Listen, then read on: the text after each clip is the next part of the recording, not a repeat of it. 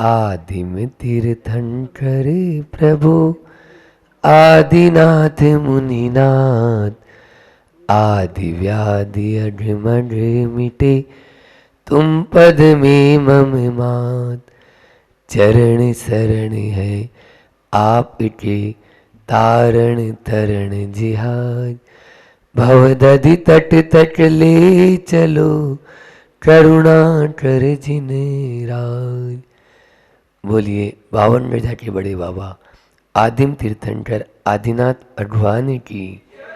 परम उपकारी संत शिरोमणि आचार्य गुरुवर विद्यासागर जी महामुनि राज की। परम पूज्य मुनि श्री 108 दुर्लभ सागर जी महामुनि राज की। दोनों हाथों खोलेंगे और मुख को खोलेंगे। परम पूज्य मुनिवर संतान सागर जी महाराज की।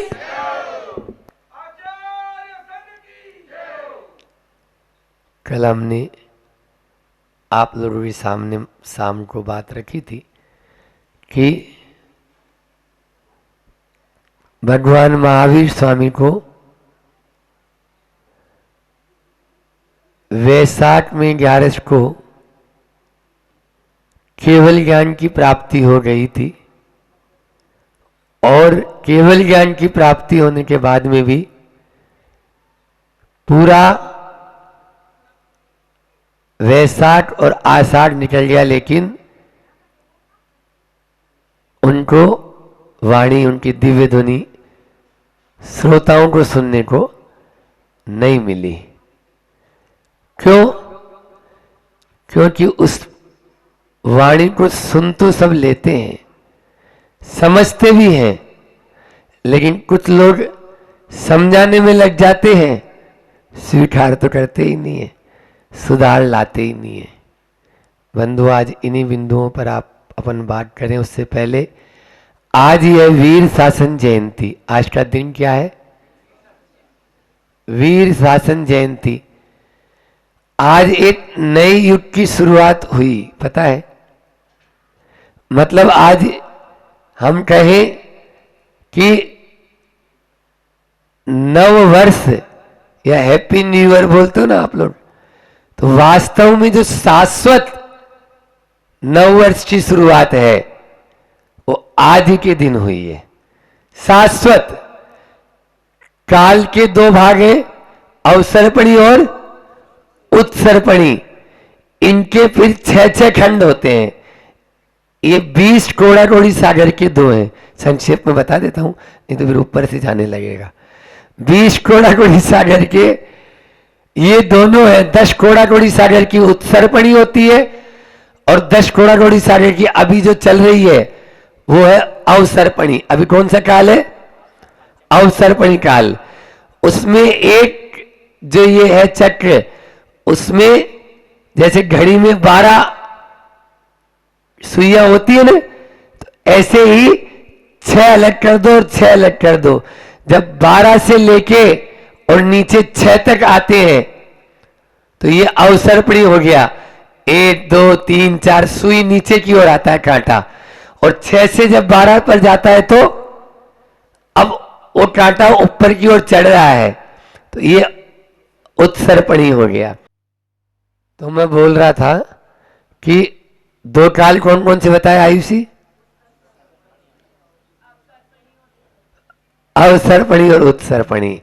एक 10 कोड़ा-कोड़ी सागर का होता है ना, उसमें पहला होता है दुखमा, फिर दुखमा दुखमा, फिर दुखमा सुषमा, और फिर सुकमा, और फिर सुकमा सुकमा। ये उत्सर्पणी काल के हैं, बढ़ते बढ़ते। और अवसर्पणी में है सुकमा सुकमा सुकमा, फिर सुकमा, फिर सुकमा दुखमा, फिर दुखमा सुकमा, और फिर दुखमा, और फिर दुखमा दुखमा। कुल मिला के बात यह है, सुख वैभव आयु आदि जिसमें बढ़ते हुए हों, वो सुख का यदि हो तो उत्सर्पणी, और दुख का हो तो अवसर्पणी। अभी दुखी बढ़ देंगे, आयु आदि है, हरासमेंट होंगे, शरीर का सत्व है, अभी पहाड़ पे चढ़ के आए, हाँपने लग गए आप लोगों ने, तो ये सब और अभी तो डाउन होना है, ठीक है ना? क्यों? क्योंकि सब जो खाने पीने की चीजें आ रही हैं। तो आज के दिन जो मूल बात पे आते हैं, आज के दिन जो ये पंचम काल है या कोई सा भी काल हो, ये शाश्वत है, ये समझ लो। जैसे दुखमा से दुखमा में जाएंगे तो कौन सा दिन होगा? यही दिन होगा, वीर शासन जयंती। इसी का नाम है वीर। इसको बोलते हैं युग परिवर्तन काल। क्या बोलते हैं? तो आज का ये दिन है, युग परिवर्तन का काल का दिवस है। तो हमें पूरे वर्ष भर अच्छे से यदि अपना समय बिताना है तो आज के दिन कोई भी लड़ाई झगड़ा नहीं करना चाहिए।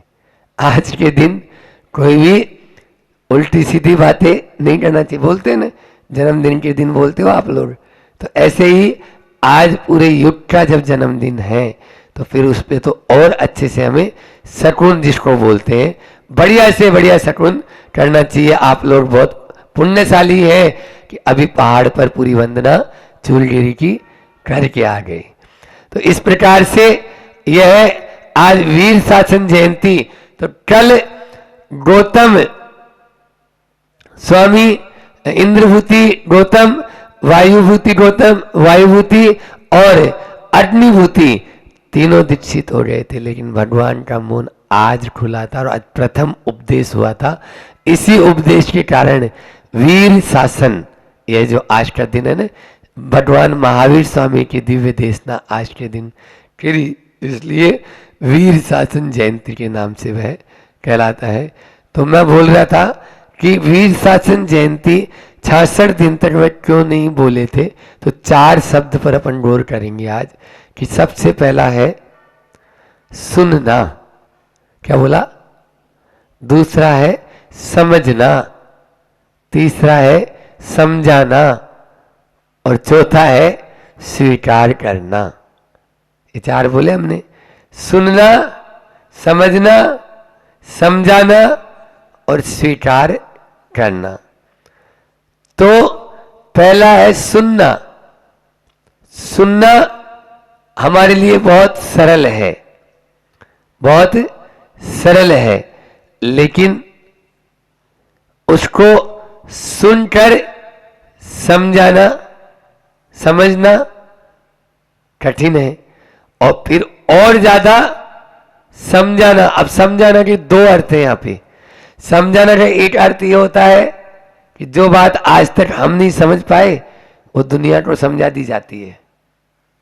जो बात आज तक हम नहीं समझ पाए वो दुनिया को समझा दी जाती है। तो ये बहुत सरल है। और दूसरा होता है समझाना, मतलब कोई चीज पूछ रहा है वो, जैसे आप लोग चातक की तरह मेरी तरफ देख रहे हो, तो ये हो गया समझाना, ठीक है ना। और समझ कर उसे स्वीकार कर लेना बहुत कठिन। आपकी भाषा में कहें, सुनना सौभाग्य है, समझना फिर महाभाग्य है, और समझाना उससे भी बड़ा महाभाग्य है। और सुनना भाग्य है, फिर समझना महाभाग्य है, और समझाना उससे और अधिक महाभाग्य, और स्वीकार कर लेना हमारा सौभाग्य होगा। जो स्वीकार कर लेगा वही साधना के पथ को अंगीकार कर पाएगा। जो स्वीकार कर लेगा वही साधना के पथ को अंगीकार कर पाएगा, अन्यथा वह साधना के पथ को अंगीकार नहीं कर पाएगा। साधना के पथ पे चलना है तो स्वीकारना जरूरी है। बल्कि यूं कहूं, स्वीकार करना ही साधना है या सुधरना है। स्वीकार जो करेगा वो सुधरेगा, और सुधरना ही क्यों? नेमावर में लिखावट नहीं लिखा हुआ है? कौन से महाराज जी? निरापद सागर जी महाराज जी के कमरे के बाहर उन्होंने बोला, महाराज जी ये लिखवा दो। क्या? सुधरना ही साधना है। आपको उदाहरण दे देता हूं, देखो कितना अच्छा है। इन चारों शब्दों के ऊपर आगम का पौराणिक उदाहरण है, और उसके माध्यम से हम सब एक शिक्षा ग्रहण करेंगे कि आदिनाथ भगवान साक्षात तीर्थंकर, उनके सुपुत्र भरत बाहुबली और सुपुत्र में एक सुपुत्र का नाम था मारीच। एक सुपुत्र का नाम क्या था? नाती का नाम मारीच। तीर्थंकर की वाणी मारीच का जीव है और परिवार का सदस्य है, लेकिन वो सुन तो लिया, समझ भी रिया है, लेकिन लोगों को गलत तरीके से समझा रिया है। सुन लिया, समझ लिया, लेकिन गलत तरीके से उसको अपने मन में मनगढ़ंत एक मत की स्थापना करते हुए चला गया। और 363 मत जो आज चल रहे हैं, ऐसे आगम में आता है कि ये 363 मत उसी के द्वारा चलाए गए हैं, जो आज जैन से अन्य जो हो जाते हैं उस तरह से, या जो मिथ्यात्व का पोषण करने वाले, ऐसा मान लो आप, तो क्रियावादी है, अक्रियावादी है इनका, तो ठीक है ना। तो ये हमें भटकाने वाले हो जाते हैं।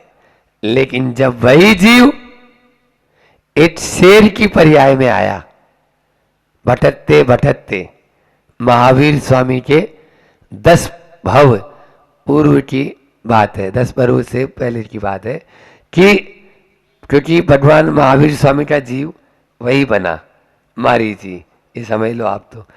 तो वह 10 मतलब शेर की पर्याय में आया और एक हिरण को लाल लाल आंखें करते हुए अपने पंजों से विदारित कर रहा है, उसको मारने की कोशिश कर रहा है, जिसके आंखों से क्रोध बरस रहा है। ऐसा जब हो रहा था, 2 सामान्य से रिद्धिधारी मुनि महाराज, अमित अंजय और अमित गति मुनि महाराज संबोधन देते हैं, हे मृगराज, तुम्हें तो दुनिया को अहिंसा का उपदेश देने वाला बनना है।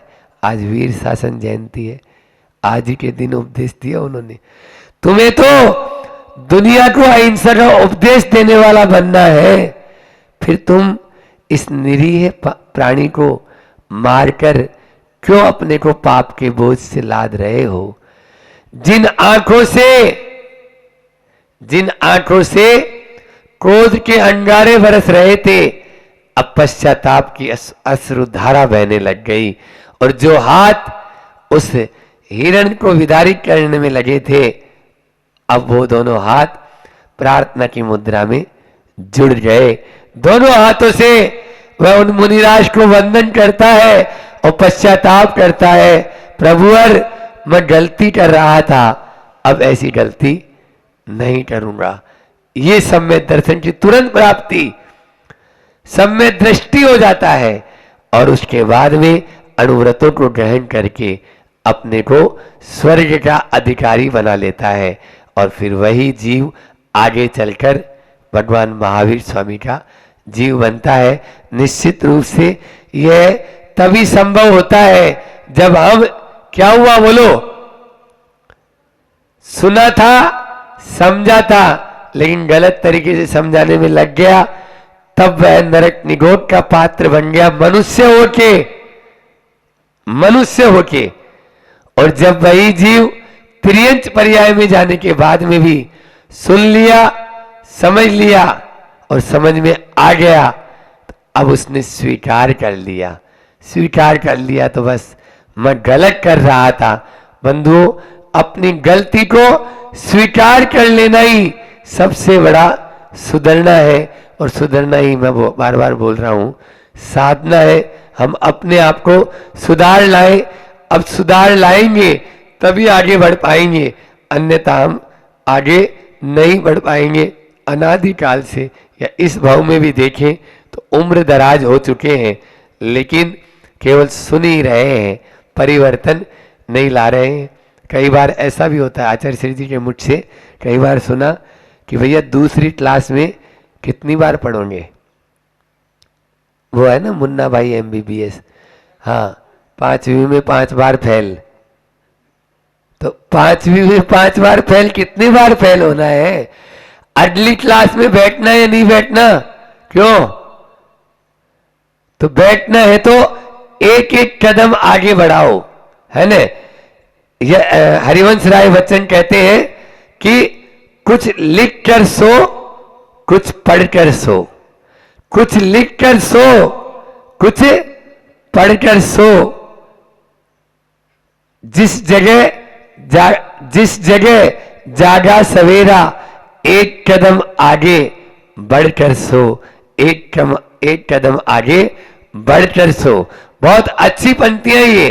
कुछ लिखकर सो, कुछ पढ़कर सो, और जिस जगह जागा सवेरा, आज जो सवेरा जागा है, अब जो अगला सवेरा आए तो एक कदम आगे बढ़कर सो। एक कदम आगे बढ़कर सोएंगे तब तो मंजिल को पा पाएंगे। बातें करने वाले मंजिल को प्राप्त नहीं कर पाएंगे। कई बार ऐसे होता है। एक बार ऐसा था कि एक व्यक्ति ने, एक दोस्त ने दूसरे दोस्त से पूछा, क्यों भाई तेरी जिंदगी क्या है? मैं जो है 5 बजे उठता हूँ और नहीं 7 बजे उठता हूँ और 7 बजे उठकर अपना जो है ऑफिस तैयार होता हूँ और अपना ऑफिस जाता हूँ। ऑफिस से जाकर अपना आता हूँ, अपना जो है रात्रि में 8 बजे आता हूँ और रात्रि में 8 बजे के सोता हूँ। है ये भी कोई जिंदगी है तुम्हारी? तो बोले तुम्हारी जिंदगी क्या है? बोले मैं 5 बजे उठता हूँ, उठकर प्रार्थना करता हूँ, प्रार्थना करके फिर मैं घूमने जाता हूँ, घूमकर फिर मैं अभिषेक पूजन करता हूँ, अभिषेक पूजन के बाद में फिर मैं भोजन करता हूँ, फिर ऑफिस जाता हूँ, 5 बजे आ जाता हूँ और 5 बजे आके फिर शाम को फिर बच्चों के साथ में बैठता हूँ और फिर रात्रि में उनको थोड़ा सा मनोरंजन करके पढ़ाता लिखाता हूँ और सो जाता हूँ। बोले भाई ये तुम कब से कर रहे हो? उसने पूछा दूसरे दोस्त ने, कब से कर रहे हो? बोले बस कल से करने का विचार है। अभी तो मैंने ये दिनचर्या का चार्ट बनाया था, ये कल से ही करने का विचार है। ऐसे टाइम टेबल कितने बार बना लिया? ऐसा टाइम टेबल आप लोगों ने कितनी बार बना लिया? बोलो। कई बार बनाया और फिर वो टाइम टेबल में रह जाता है, वो उठता ही नहीं है। वो 6 बजे उठता ही नहीं है, 5 बजे उठने वाला। ठीक है, लेकिन धीरे धीरे परिवर्तन करेंगे तो निश्चित रूप से आगे बढ़ जाते हैं। बंधुओं, यह चातुर्मास हम सबके लिए परिवर्तन का लाने वाला हो, तभी हमारा आगे बढ़ेंगे। अपने भीतर में परिवर्तन लाने की, ऊपर ऊपर से तो हम परिवर्तन ला रहे हैं, लेकिन जैसे वो पांडव थे ना, पांडव, और वो बोलते हैं कि हम तीर्थ यात्रा पर जा रहे हैं, तो एक बोले वो श्री कृष्ण मैं नहीं जा रहा हूं, ये मेरी तुमड़ी तुम्बी है, तुम्बी इसको ले जाना। वो लोग एक बार नहाते और उस तुम्बी को 5 बार नहलाते। जब वापस तीर्थ यात्रा चारों धाम की करके आए, तुम्बी की अच्छी खीर बनाई और सबको परोस दी, सबको परोस दी तो सब पांडव थू थू करने लगे। क्या है ये कड़वी खीर? मामा कैसी है? नहीं तुम जो है कड़वी खीर खिला रहे हो हमको।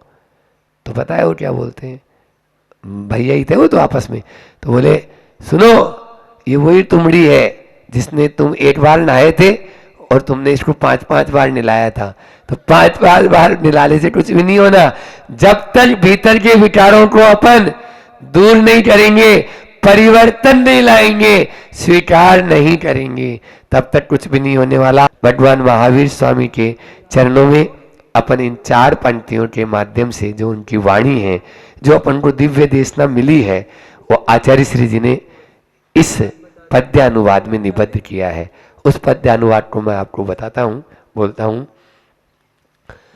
पीयूष है विषय शोक्य विरेचनाय, पीते सुशीघ्र मिटती चिरवेदनाय, भाई जरा जन्म रोग निवारती है, संजीवनी सुख करी जिन भारती है, संजीवनी सुख करी जिन भार। ये जिनवाणी स्तुति जिन भारती है, आचार्य श्री जी ने लिखी है। आचार्य श्री जी प्रिय ये स्तुति है। ये किसी गाथा का पद्यानुवाद है। ये श्रुत भक्ति में कोई गाथा है उसका पद्यानुवाद है कि पीयूष है विषय सोच के भी इतना है, यह अमृत है। ये जो भगवान महावीर स्वामी की जो आज दिव्य देशना खिरी, ये क्या है? अमृत है। जो पीता है उसकी चिर वेदना, अनादिकाल की वेदना शांत हो जाती है। यही जरा जन्म और मृत्यु को निवारण करने वाली है, संजीवनी बूटी जैसी है, सुख करी है। यह जिन भारती मतलब जिनवाणी माता की, यह जिनवाणी हमारे लिए कल्याणकारी हो, इसी भावना के साथ में मैं अपनी वाणी को विराम देता हूं। बोलिए अहिंसा परमो धर्म की। आचार्य गुरुवर विद्यासागर जी महामुनि राज की। नमो अरुहंताण, नमो सिद्धाण,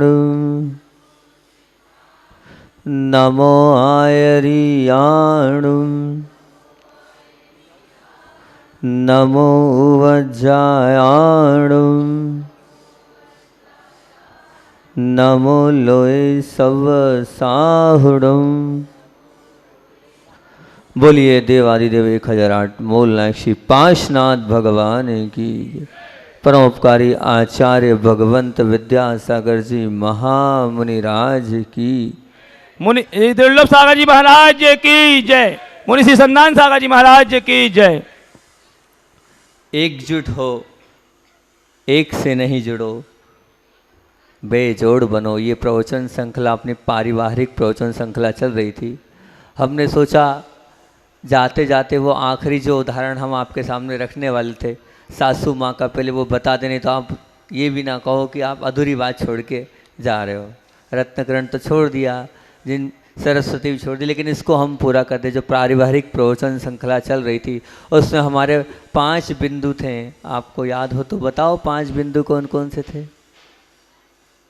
सहिष्णुता, सहयोग और समाधान वृत्ति, उदारता और प्रेम। उदारता पर अपनी चर्चा चल रही थी। हमें परिवार के साथ जुड़ के रहना है तो क्या चाहिए? एक उदार दृष्टिकोण होना बहुत ज़रूरी। एक ससुर साहब का उदाहरण तो दिया था, अब एक सासू का उदाहरण देकर उस दिन बात अपनी अधूरी रह गई थी, उसको पहले पूरा कर दें फिर आगे की बात करेंगे। तो एक सासू माँ थी, उस सासू माँ के पास बाजू वाली पहुँची और उन्होंने बोला, क्यों आपकी जो पुत्र वधू है उससे कभी भी मैंने अधिकार की भाषा में बात करते नहीं देखा। आखिर ऐसा क्या है कि इतना सब कुछ होने के बावजूद भी वो आपकी मर्यादा नहीं तोड़ती है? तो ऐसा क्या करते हैं? तो उन्होंने कहा कि आपकी पुत्रवधू कभी गलती नहीं करती है, आप उसको डांटते नहीं हो।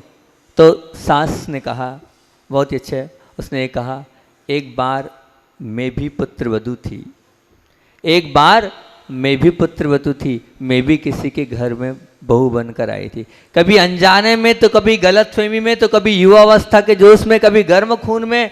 तो गलतियां तो मैंने भी खूब करी थी, पर मेरी उदार दिल सास थी, वो सारी गलतियों को माफ़ कर दी थी। इतना ही नहीं, उन गलतियों से मुझे जीवन में कुछ एक नई सीख देके गई, कुछ नई चाबियां देके गई। बोले क्या? तो बोले सबसे महत्वपूर्ण बात तो उन्हें मुझसे ये कहा कि बेटा, गलती तुमने कुछ किया है इसका महत्वपूर्ण सबूत है।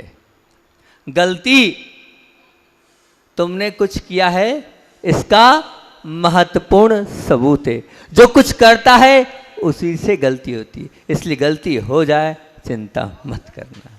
जो कुछ करता है उसी से गलती होती है, इसलिए चिंता मत करना। बस एक बात का ध्यान रखना, उन गलतियों से शिक्षा लेते जाना कि आगे मुझसे गलती ना हो।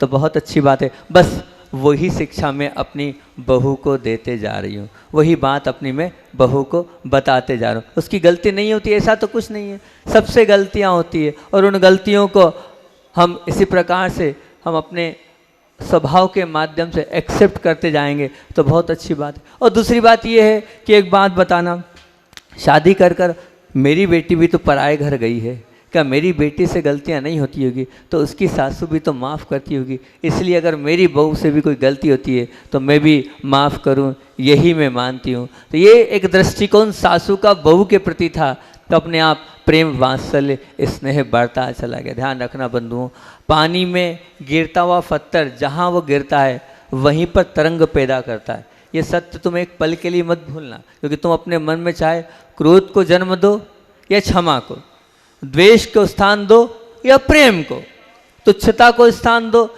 या विशालता को, क्षुद्रता को स्थान दो या गंभीरता को, चाहे उत्संगता को स्थान दो या नम्रता को स्थान दो, चाहे उपदंडता को स्थान दो या उनके सामान्य से उनकी विनय को स्थान दो। पर इनके सबके होने के बावजूद भी सामने वाले का कुछ बिगड़े चाहे बिगड़े नहीं बिगड़े, पर तुम्हारा तो निश्चित तौर से नुकसान होना ही है। तुम्हारी जो प्रसन्नता की अनुभूति है वो तो समाप्त तो होगी ही होगी। तुम अगर चाहते हो, क्या चाहते हैं, अगर तुम चाहते हो कि हम हमेशा प्रसन्न रहना चाहते हैं, हमेशा निर्भय रहना चाहते हैं, हमेशा स्वस्थ रहना चाहते हैं, तो एक ही काम करो, अपने हृदय को उदार बना लो।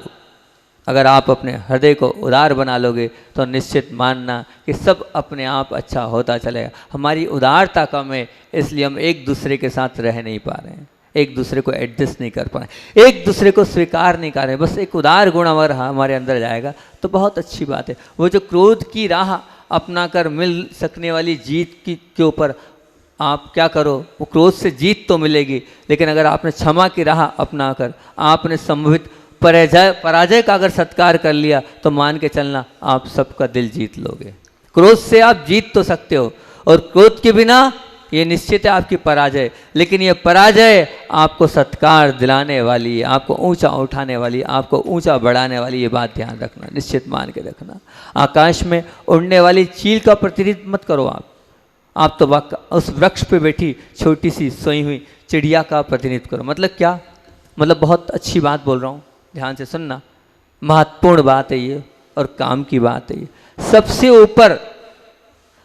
ऊपर रहकर बड़े बनने की महत्वाकांक्षा को त्याग कर, फिर से बोलूं, सबसे ऊपर बड़े बनने की महत्वाकांक्षा को त्याग कर सबको ऊपर बड़ा बनाने, सबको ऊपर बड़ा बनाकर और स्वयं को नीचा रखने में आप महान बन जाओगे।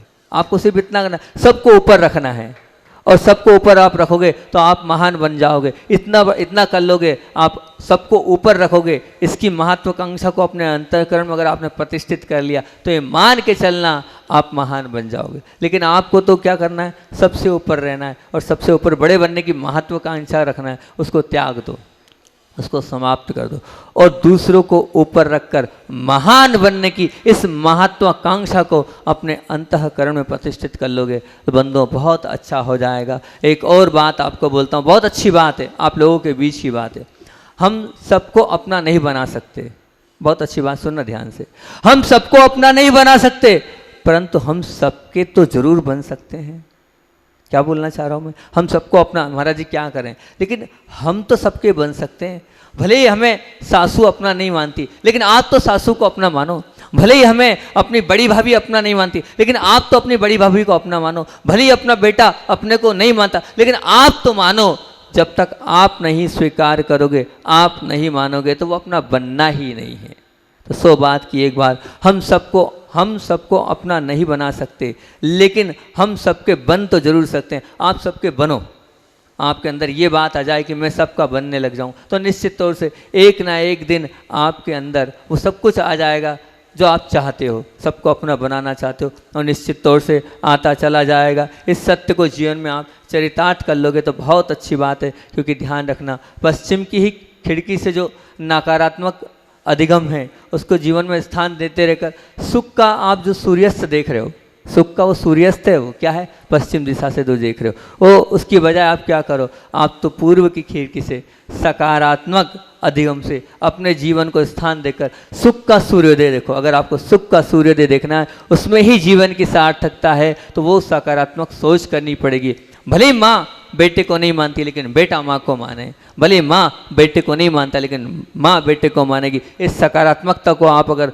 अपनाओगे तो निश्चित सबको अपना बना लोगे।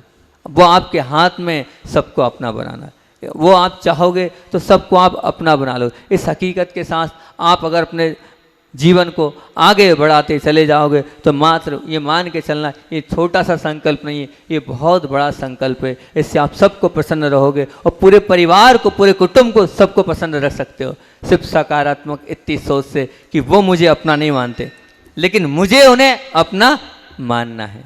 वो माने चाहे नहीं माने, पर मेरे अंदर इतनी उदारता को रखना समय अपना हो रहा है। आज उस सासू वाली बात को मैंने यही विराम दे दिया ताकि आपको लगे नहीं कि बात अधूरी रखी। दूसरी बात और आपके सामने रख रहा हूँ कि आप लोगों के सामने नमोकार मंत्र की जो काउंटिंग वॉच आई थी, ये जो वॉच है ये इसलिए दी जा रही है। पहली बात तो महाराज जी ने इसलिए डांटा क्योंकि वो मेरी तरफ से महाराज जी को मैंने डांटा था कि बिना कायस्सर करे ये घड़ी किसी को नहीं दोगे आप।